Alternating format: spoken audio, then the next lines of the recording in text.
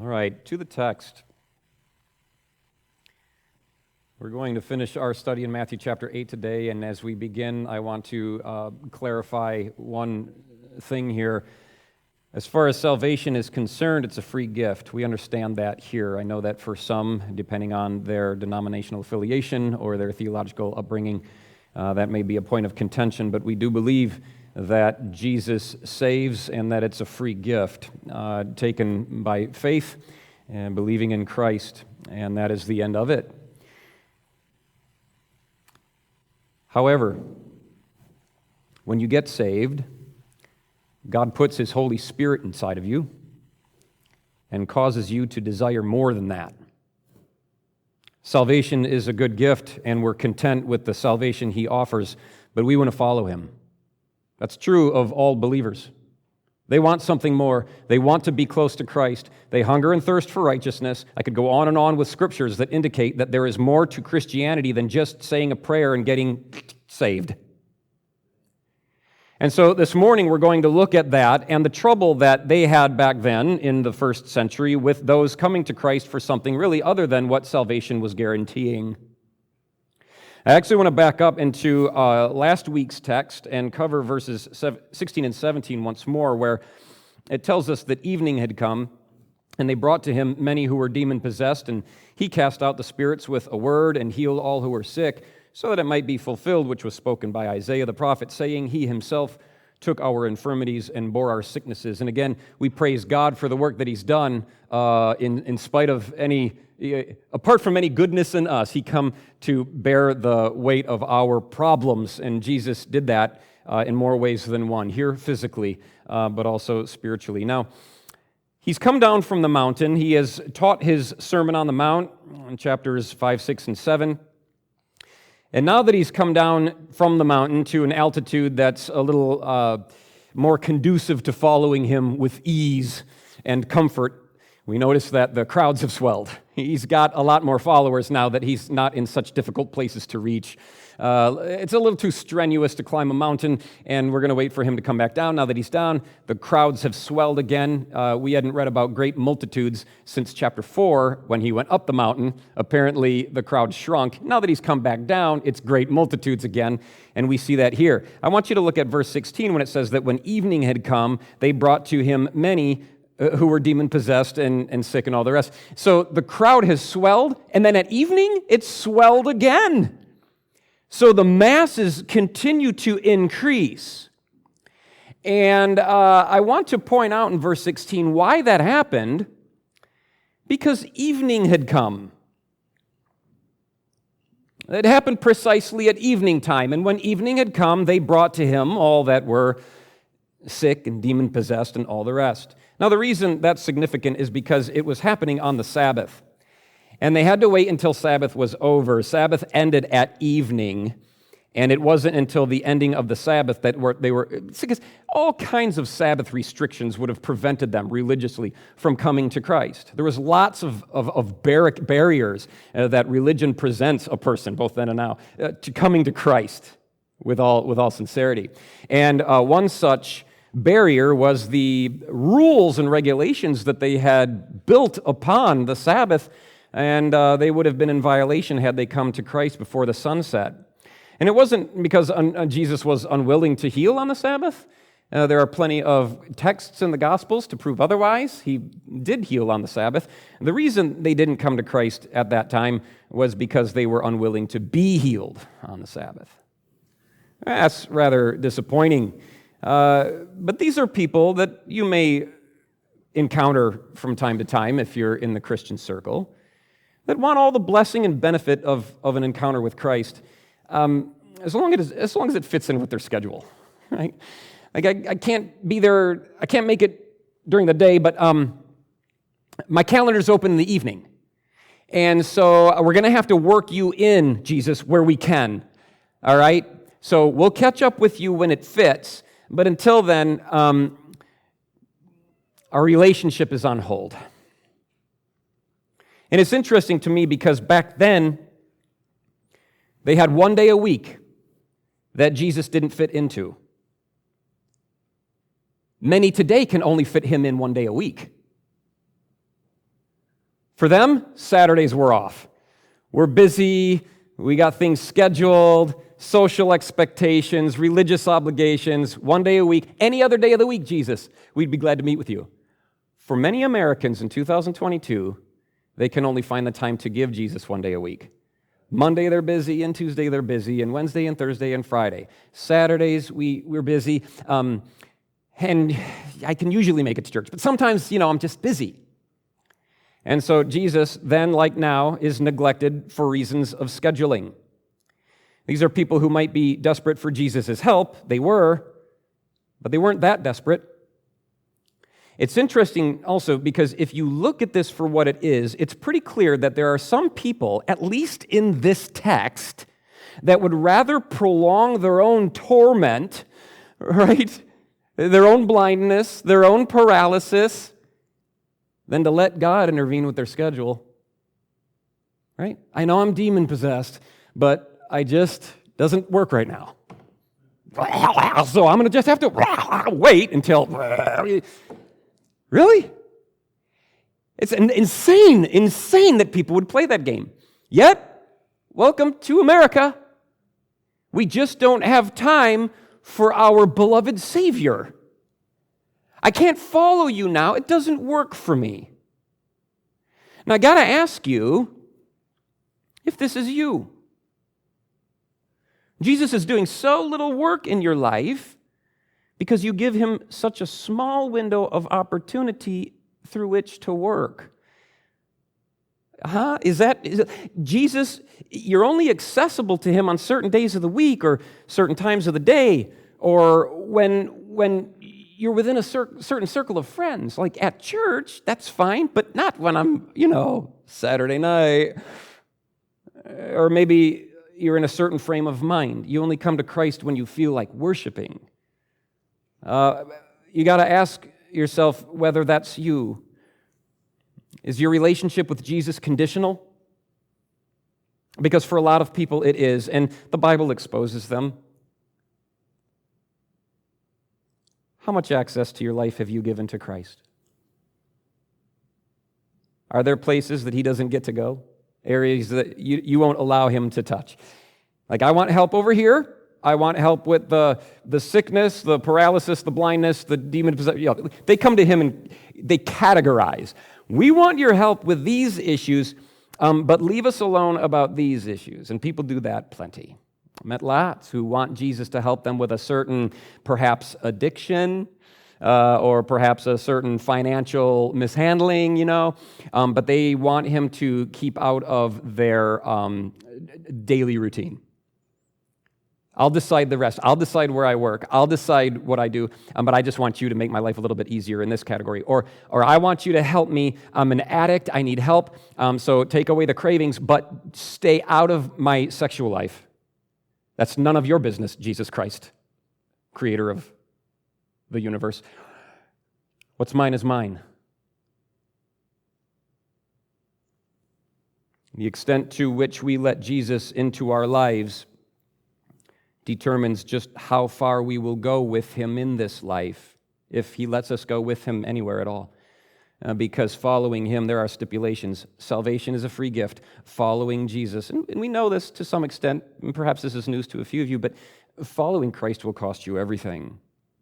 And so now we're going to be introduced to a couple of individuals, and then a whole bunch more after that, who are interested in a little bit of Jesus, but the majority of them will go no further with him than an initial blessing. Just a superficial, initial, temporary healing, which, by the way, they were temporarily healed. They would all eventually die, right? So it was just a Band-Aid on the wound of a sinful condition. And Jesus was only allowed so far in. The first one we read about, first, before we even read them, look at what verse 18 says, that when Jesus saw these great multitudes, he gave a command to depart to the other side. To clarify, he's commanding his disciples to get into boats and go, and now he is going to leave the multitudes behind. Now, this is really a detail about Jesus that would be easy to breeze through because it's just one short little snippet in one tiny little verse tucked away into one of the four Gospels, right? So, But Jesus, and this isn't the first time. It happened in chapter 5, verse 1. That's why he went up the mountain. He saw the multitudes, and he blows up the mountain, and then when his disciples came to him, then he sat down to teach. And here now he's seeing the multitudes again, and he's like, guys, get in a boat, we're leaving. Is this really the Jesus that we know and love? Like what? Okay, he would do this to some people, but would he do that to me? Would Jesus do that to you and I? Does he actually treat people like this? Well, it depends on how much access you give him into your life. If you only want him to interfere with certain parts, then guys, you only get to interfere with certain parts of his. Sure, he'll bless you. He'll meet up with you on Sundays. You can come to church and worship Jesus. Great. You meet him here. A lot of people say, I like that church. I meet Jesus there. I want to come to the church. I need a meeting with Jesus. That's sad. You're supposed to take Jesus home with you. You're supposed to go wherever Jesus goes. You're not just have meetings like schedule him in. Again, you're to live life with Christ. That means following him. And those who only give Jesus a limited access may be blessed with his healing. He may bless you in certain areas of your life, but he will never bless you with his abiding presence. And that's what we want from Jesus. That's what our soul craves, his abiding presence. Instead, what he does here, he departs. He leaves. And the sad truth is, most people are okay with that. They don't want Jesus in their life all the time. Good grief. He's trouble. Right? We've studied the Bible here long enough to know how this goes. Jesus is going to put them all in hot water.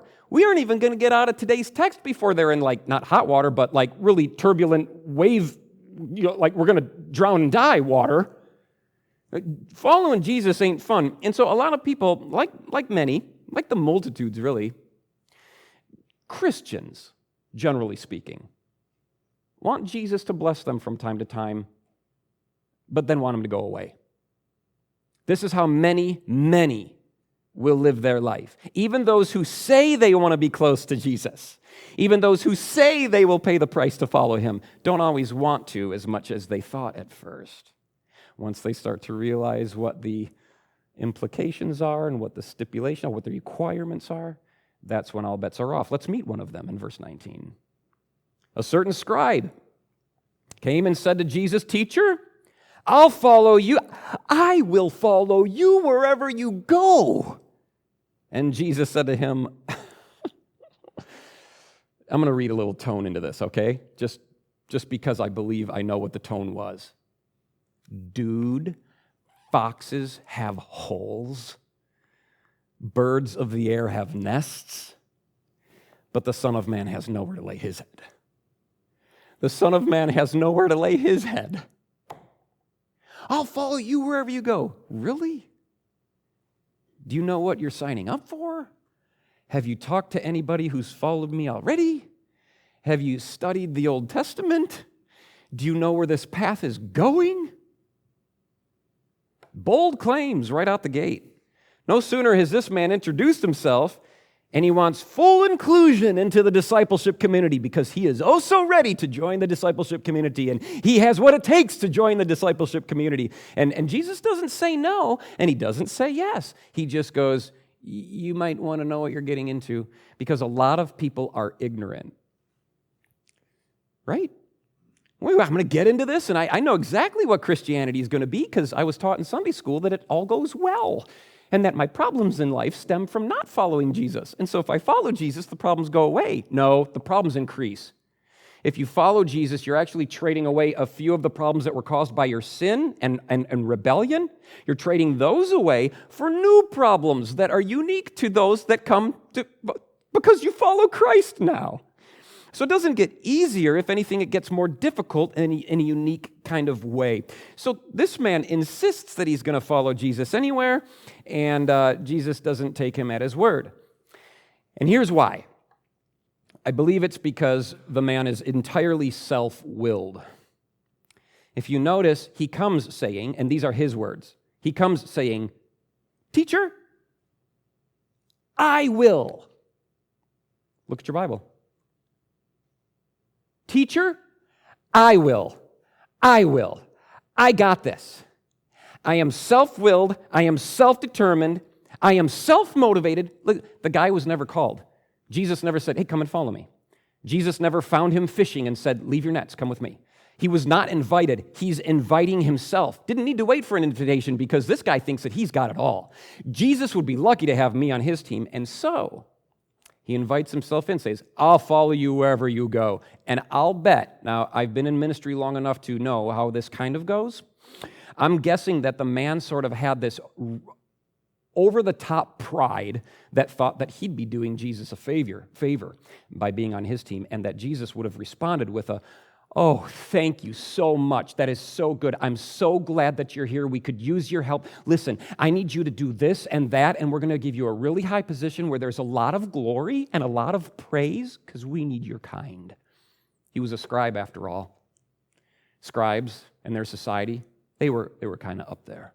They make the rules. They tell people how to live. And he comes saying, Jesus, I'm going to give you my services. I will follow you wherever you go. And Jesus goes, no, you won't. Didn't let the man get very far at all without confronting him with the hard demands of real discipleship. I think some people will take a step or two in this direction only to find out that, this is maybe not what I wanted. This wasn't what I thought it was. It's actually a little offensive. I would dare say that this man's ego was wounded. They realize that they're not going to get a lot of praise, if any at all. If you read through the Gospels, you'll find that there is something interestingly absent from Jesus' vocabulary. He never says thank you, except to God. Never. I don't know about you, but Jesus has never thanked me. Oh, Justin, thank you. That was an awesome sermon. I don't get pats on the head. I don't get slaps on the back. Attaboy, you know.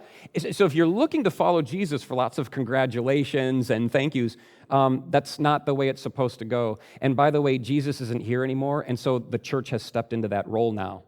Jesus commissioned his disciples to go and disciple others. And Jesus didn't stick around to keep making more and more disciples throughout the centuries. He left it to the church, and the church now is to do that. So if you come here and go, well, Justin's kind of a jerk. He never says thank you. He's so demanding. Listen to the way he preaches. That's Jesus-style ministry. I don't know what we're being spoon-fed out there, or bottle-fed, even worse, but it isn't biblical. And so you think, you just go to any church and they're glad to have you. Most of them would be. I've said this before. I've got a discipleship community in this church, and any church in this community would be glad to have you on their team. I guarantee you that. I guarantee you that. So if you don't feel like you're getting pats on the back and you need that, doors open. You'll get it out there. But Jesus doesn't provide that. You look at what he's doing for these guys right off the bat. This guy isn't even a disciple yet. He's still a scribe. Hasn't quit his job yet. Hasn't left everything to follow Christ. He ain't in. Catch up with me when you quit your job. Catch up with me when you leave your family like these other guys did. Catch up with me when you're ready to run with the horses, footman. Well, then I don't know if I really want this. I don't know if I can handle this. And by the way, there were many who did get into the discipleship community who ended up leaving Jesus along the way because they were offended in time. John chapter 6 says, many left him and walked with him no more. And the reason is because Jesus to them started to look a little bit crazy, started to look a little bit arrogant, started to be a little bit too demanding. Eat my flesh and drink my blood. What is that? See, I always knew this guy. There's something wrong with this guy. And I've known it for a while now. I'm leaving. I'm done. We've seen it time and time again in Scripture as well as in real life.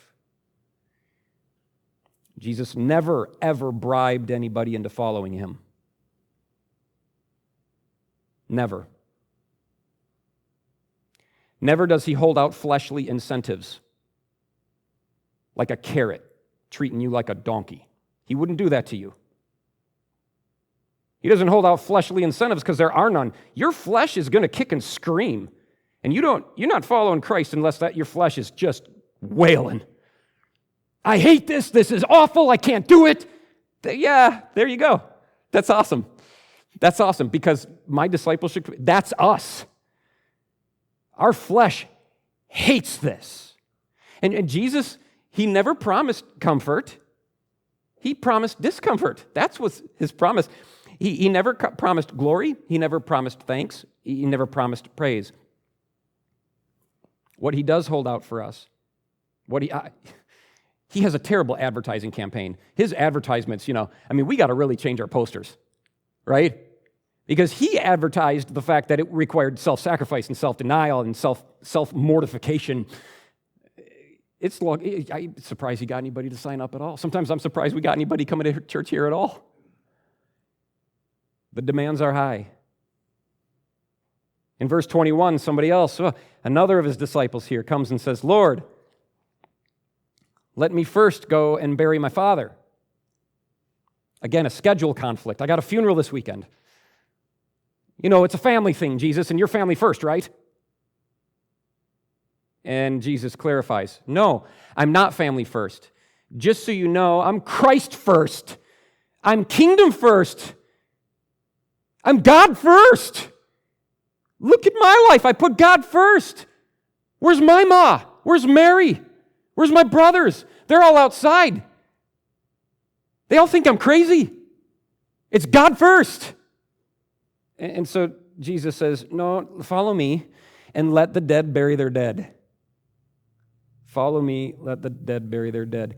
If you look at the words this guy is using, he's just as guilty as the first guy was. Different words, but same problems. The scribe came saying, I will, right? Self-motivated man. I will. This disciple comes saying, look at your text here in verse 21, Lord, me first. Those words should never go together, by the way. Lord, Master, me first, let me first. And Jesus says, no. And so here comes somebody, and he is a disciple, by the way. This is one of Christ's disciples, we're told. And he says, me first. He's got a me first attitude. No regard for anybody else in the discipleship community, what his absence would mean for them. No consideration for how his absence is affecting the group. He wants to follow Jesus insofar as it doesn't interfere with his personal life. And you could it's hard to blame the guy. This is a family funeral, and it's not like a second cousin. Oh, my dog died. It's my dad. And Jesus goes, yeah, but there's more important things than going to your dad's funeral, and I'll let you in on a little secret. Even your dad knows that right now. Your dad doesn't want you to go to his funeral and skip out on kingdom work. Your dad, even if he's in hell, wants you right now to put God first. And he himself regrets that he doesn't have a chance to come back and tell you that personally. I'm going off of Luke 16. You can read it for yourself. Priorities. What are your priorities? And there comes a point for every disciple where your personal life collides with your church life. There will come a point for every true disciple, every genuine follower of Christ, where your personal life is going to collide with your church life, and that for you will be a defining moment, no less than it was for this guy. And just like the scribe before him, this disciple represents a lot of people in the greater church. A lot of people who assume that they can make minimum sacrifice to Jesus and still keep up with him, still be participatory in all the family things and all the community things and all the hobby things and all of the entertainment things and everything else that they had going before they volunteered themselves to follow Christ as a slave. And Jesus won't patronize. He won't do it.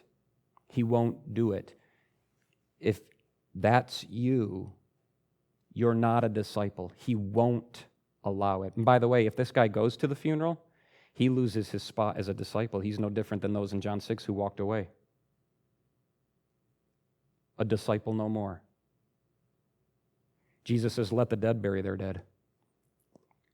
If that sounds weird, he's referring to those that are outside of the discipleship community who lack spiritual faith, the unsaved. Let the unsaved take care of that unimportant business. You've got something to do. I've commissioned you for kingdom work. If you want to go to again, Jesus doesn't tell him yes. Yeah, you can go to the funeral. And he doesn't tell him no either. It's up to you. But I advise that you let the dead bury their dead. Keep kingdom work your priority. And by the way, I don't think Jesus was telling this guy anything that he didn't already know. There's a reason why he came up to Jesus asking. It was already bothering his conscience. The fact that he's asking says he already had a feeling it was wrong to go. But even after receiving Jesus' counsel, he had a choice to make. And now this guy could have done what a lot of other people do. I've seen this time and time again. And it's this. They get a no from Jesus, or everything but a no, and they reject the counsel they've received. And to assuage the guilt that comes for doing what they know they're not supposed to, this man attending a family gathering, he goes to the family gathering anyway under the promises of, oh, I'm going to witness there. You said it yourself, Jesus, they're not saved. They need me there. I need to be a light to them. And that all sounds well, and maybe it sounds legit to you. But what we're missing here is that Jesus told him to do otherwise. Don't go. I don't need you to be a light in their life by going there. I need you to be a light in their life by not going there. That's the message your family needs. That you're too busy with kingdom work to fuss around with worldly things. That's a witness. Last thing his family needs is the example of another lukewarm Christian who compromises the will of God all the time. We got plenty of examples of that. You know what this church needs? You know what Christianity in America needs? You know what would shine like light in our country? And it wouldn't be hard to shine in this dark world. Put Jesus first. Cancel other stuff. Make it a priority. Be at church. Be where the discipleship community is. Do everything the team of Christ is doing. Onward, Christian soldier.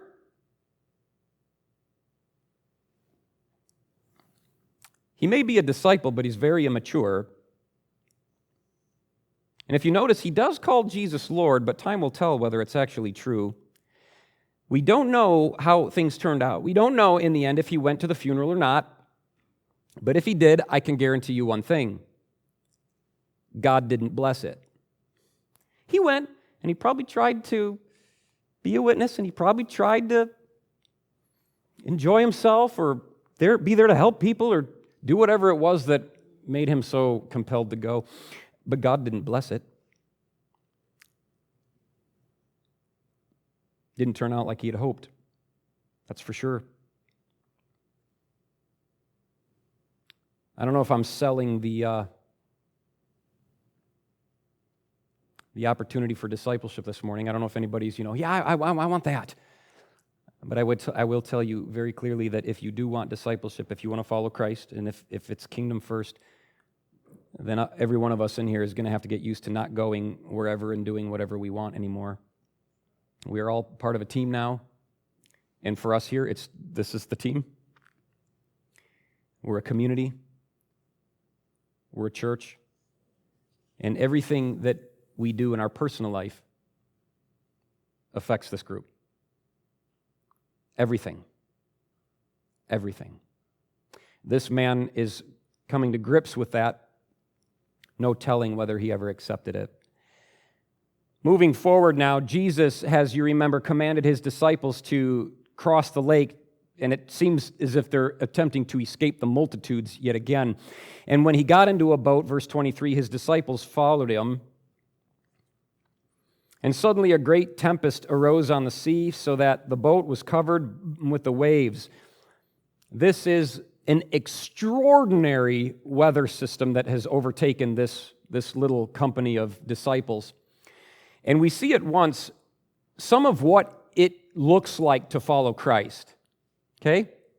The weather is interesting in that area. I'm told that the cool winds would sweep across the Mediterranean Sea and then up Mount Hermon, which is like 9,000 some feet high, and then it comes down over the other side and descends into the Sea of Galilee where these fishermen were, and that the descent is steep, and it actually plummets hundreds of feet below sea level, so it's descending further than it ever ascended. And so she comes sweeping down the other side, the cool air, and the other side of Mount Hermon is riddled with gullies and ravines. So the cold air settles down into these ravines and just shoots out like a shotgun blast across the water. And you may not even have a cloudy day, if I'm not mistaken, and you'll be overtaken with a sudden violent storm. Now, these guys were seasoned fishermen on that same lake, so they were no strangers to these weather systems, these patterns. And yet this one was exceedingly fierce. This is a great tempest, so much so that they're afraid for their lives. They've seen weather like this before, and they've handled it just fine. This is nothing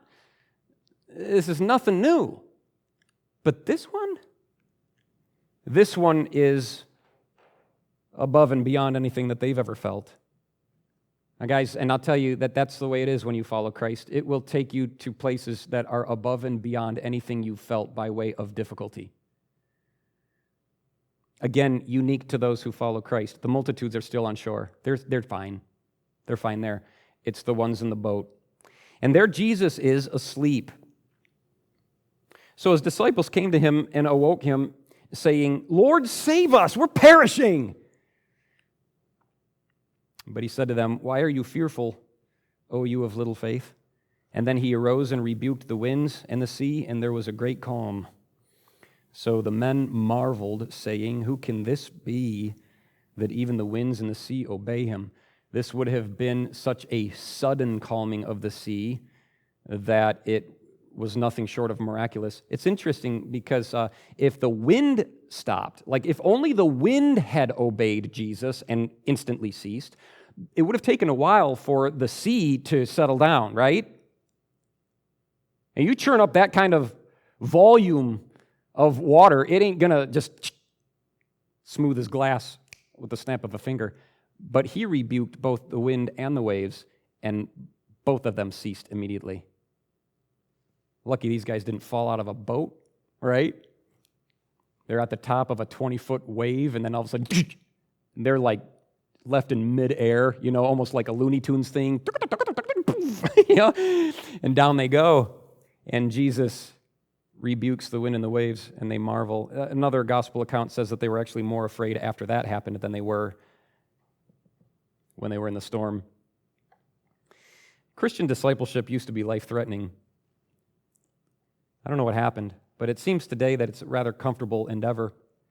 A lot of discipleship seems to take place in a nice cafe, controlled temperature, and a pleasant conversation over coffee. That's discipleship, and then we pray together. And I encourage you and bless you. And I'm not saying that doesn't have a place in discipleship, but I'm just showing you the contrast, okay? This is first century discipleship. It was life-threatening. These guys were terrified, and they were convinced they were going to die. Now, to their credit, after Jesus rebukes their lack of faith, they might not have much faith, but they were where they were supposed to be. At least they had that. At least they were in a position where they could get rebuked. I think a lot of Christians are afraid to ever step up and step in because they don't want to get in trouble. They think too highly of themselves. They think they're awesome, and they would like to keep it that way. And to actually go down the road of discipleship means you're going to get corrected a lot. The nature of discipleship is one of discipline. And so you can't escape it. If you're going to follow Christ, he's going to get after you. He's going to be displeased with you sometimes. He's going to correct you because you're going to do it wrong. And if that's not true, then why is he treating these guys like that but no one else? Disciples are disciples. He rebukes them, but at least they were in a position to be rebuked. And I'll tell you this, little did they realize it was safer in that boat, even in the middle of a storm, because they were in the will of God, than it ever would have been to be even in a brick house on shore. You leave the will of God, all bets are off. But if you're in the will of God, no matter how tumultuous your scenario is, you're safe. Believe it or not, you're safe. These guys had a hard time believing that, but we know, and Jesus knows you're safe. He says, you of little faith. That's a bit of a rebuke that I think would have come as a shock and an insult to most disciples. Again, it's not easy on the ego to follow Christ. It's not a flattering experience at all. And these guys' lack of faith was publicly exposed. They were in company. It was in front of one another. And then it got recorded in the Bible for all of us to read. So these guys look like buffoons. It will publicly humiliate you. I'll tell you that discipleship isn't meant so that you can show the world how competent you always were and how lucky Jesus is to finally have you on his team. And discipleship is actually so that you can see how inept you actually are, because sometimes we overlook our faults. When a person accepts Christ's invitation to follow him, they're giving him access to the most vulnerable parts of who they are, their emotions. Jesus gets to your emotions, your self-esteem, your identity. And Jesus will, yes, he will, take advantage of every opportunity he can to reform you and make you more like himself. Moving forward in verse 28, it says that when he had come to the other side, to the country of the Gergesenes, there met him 2 demon-possessed men coming out of the tombs, exceedingly fierce, so that no one could pass that way. And suddenly they cried out, saying, "What have we to do with you, Jesus, you Son of God? Have you come here to torment us before the time?" Now, a good way off from them, there was a herd of many swine feeding. And this is telling, because in that area, there should have been no swine feeding. Pork were unclean, pigs were unclean. And yet we find out that this is a substantial herd of pigs, 2,000. And so they were keeping them, they were breeding them, they were pig farms. And so this is already a violation of the law, and reveals to us that there were great sins, great disregards for God's laws in that area. And so the demons begged him, saying, if you cast us out, permit us to go away into the herd of swine. And he said to them, go. And so when they had come out, they went into the herd of swine, and suddenly the whole herd of swine ran violently down the steep place into the sea and perished in the water. What a sight that would have been. I've never seen animals commit suicide like that before, but I can't imagine what it would be like to see a couple thousand just going to drown themselves on purpose. Very frightening. It frightened everybody, no doubt. Now, we've already been told in Matthew's gospel that Jesus had been exorcising demons in verse 16, and that there were many such cases. But it's interesting because Matthew, Mark, and Luke all record this scenario. So he's been recording a lot of, exorcising a lot of demons. But all of a sudden, this one comes up, and we get all the details. And I have to wonder why that is. Maybe it was because of the degree to which the 2 men were possessed. These are 2 men, and then there are apparently some 2,000 demons inside of these men, and maybe that was significant, and it caught the attention of the gospel writers, and they thought, we need to record this one. Maybe it was because the men were so exceedingly fierce. That's the language that's used. These guys were extremely violent. Maybe it was because of the bizarre detail of the possessed pigs. I mean, that was unique to this story, and so maybe it was these details that inspired these gospel writers to record this particular incident in such detail, but I don't believe it's just that. I actually believe, and because in all 3 accounts, it's preceded by the storm. Okay, so we read about Jesus calming the wind and the waves, and then we read about this demon in the tombs. It's the same order in Mark's gospel. It's the same order in Luke's gospel. And I think that the reason those 2 pair so well isn't just because they happen chronologically. I believe it's because in the first account, we learn that Jesus has power and authority over the natural world to calm waves and wind. And in this next account, we realize that Jesus has power and authority over the supernatural world, Very nice. Jesus has absolute authority in both the seen and the unseen universe. And so what does that mean to us? It shows us that it's absurd to think that Jesus doesn't get control over us. He has full power and full authority over every bit of this created world, and yet I'm going to hold out on him. I won't follow him. I will, but it's going to be on my terms. That does not make sense. We've already seen it. Some disciples reject Christ's authority. They just want to come and go as they please, when Jesus won't even let demons do that. These demons, 2,000 at once, they don't get to come and go as they please. People want to act however they want, do whatever comes natural to them. But wind doesn't even have that luxury. Wind has to obey Jesus, and yet he gives us the liberty to deny him, to follow him as loosely and as casually as we want. There's a high, high level of both arrogance and defiance that we see in the church today that cannot be found anywhere else in all of God's creation. Demons have to obey. Nature has to obey, but he leaves us disciples with a choice. He lets you choose the extent to which you'll obey him. He lets you choose. He could make you do it, but he won't. It says in verse 33 that those who kept the pigs fled, and they went away into the city and told everything, including what had happened to the demon-possessed men.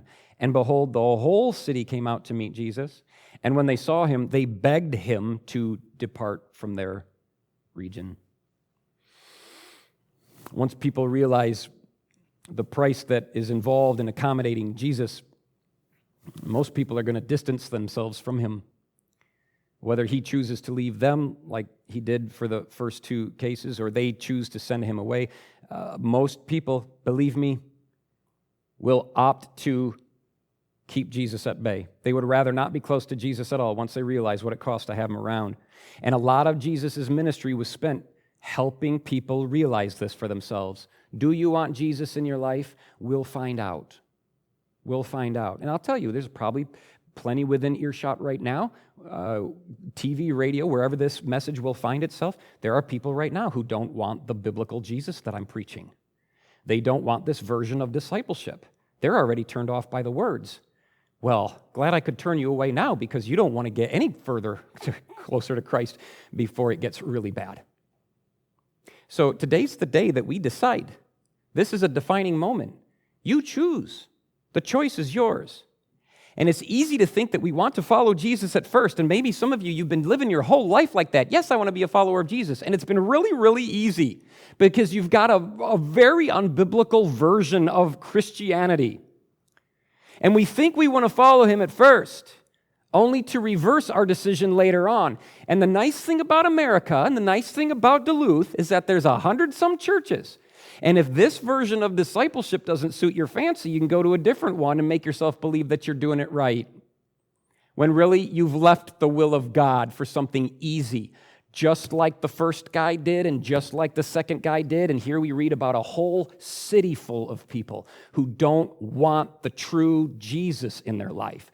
I beg you, go away and let somebody else who's got a way easier go on Christianity plant a church here. We don't want Pastor Jesus. We don't want that ministry. We don't want him around. So, why should we follow him? Why say no to ourselves when everybody else gets to say yes? Everybody else gets to go to family events, funerals, right? Everybody else gets to live like they still get to do as they want, come and go as they please. Why would I pick up my cross and follow Jesus? I mean, leave me alone. I've already picked up my cross theoretically. Isn't that enough? In Luke 14, Jesus told his disciples to count the cost. And a lot of us were familiar with that. And a lot of us have done that. We've counted the cost. Part of what it means to count the cost is to be exposed to what the cost is. That's what you're getting today. You're realizing what the cost is. Count it. And maybe some of you have counted the cost. And that's fine. You can do that all your life. But it does you little good if you never get around to paying the price. There's no ownership. You have no discipleship if all you're doing is looking at the price tag and deciding if you want to foot the bill. Jesus is ready for you when you're ready to pay the price. And the price is steep. It's too steep for the two men we met at the beginning on the other side of the Sea of Galilee, too steep for a whole city full of people on this side of the lake. And I'll tell you that if those who are willing to actually step up and pay the price to follow Christ in the first century were as scarce as we see them to be, then what does that suggest about the church in the 21st century? Jesus said, when I return, will I even find faith on the earth? So it's not getting better as we go. It's getting worse. And they weren't even off to a good start. Now, in closing, you might expect that I end the message by telling you of all the wonderful realities of following Jesus. And there are wonderful realities. There are incentives, there are benefits, but Jesus didn't do that. He wasn't looking for people to follow him because he promised a hope and a future, a restored body, better relationships, a lighter heart, a breathe easy life. He didn't hold out cheap incentives like that. He was actually trying to get away from people like that. Isn't that crazy? Jesus is looking for people who will follow him in spite of the fact that what he does promise is hardship, sleepless nights, family tension, pain, near-death experiences. He's looking for people who will follow him into life-threatening situations, let him ruin their earthly livelihood, take away their pigs, so to speak, people who can handle being rebuked for their failures publicly nonetheless. Would you let him do that? That's the bottom line. Will you let Jesus do that for you? Are you willing to pay the price for a once-in-a-lifetime shot at following Jesus Christ? Once in a lifetime. You get to pick. You can pick an easier life for yourself, or you can pick a biblical one. In America, we are oh so tempted to choose the former. But Jesus holds out for you what he held out for them. Do you want to follow me? I have no pillow. I have no place to lay my head. I don't go to funerals. I don't go to family stuff. I am single-minded. I am kingdom first. Do you want to follow me? Do you want to be a disciple? And I ask you this morning, if you were in their shoes, and maybe you are, faced with this kind of a decision, what would be your next move? Father, we come before you this morning acknowledging the fact that this is difficult, and I hope it is, because if it's not, then I haven't done justice to the text. Your truth, as you presented it in the way that you did, turned away so many people. And we have got to hold the course as a church if we expect to be light for anybody in this community. There are some, no doubt, that hold the course and preach the truth and invite people to first century discipleship, but I know for a fact that we are outnumbered by those who don't hold the line and make it easy and offer a cheap 21st century version of discipleship. So because I love people, I want to be a church that promotes the truth, shines like actual light, so that we aren't aiding and abetting the deception that people are under. You wouldn't do that. You introduce people to discipleship as it really was, and you suffered great loss for it. Many turned away from you. But Lord, I want to acknowledge the fact that you have given this church faithful men and women who do endure. And they do take the knocks. And they do absorb the pain. And I'm right there with them. I'm in that boat too. I'm just thankful I'm not alone. Fill our boats with others, Lord. Help us as a church to find those who will take you at your word and follow you regardless of the cost. We'll be glad we did. We'll be glad we did. Let's all stand.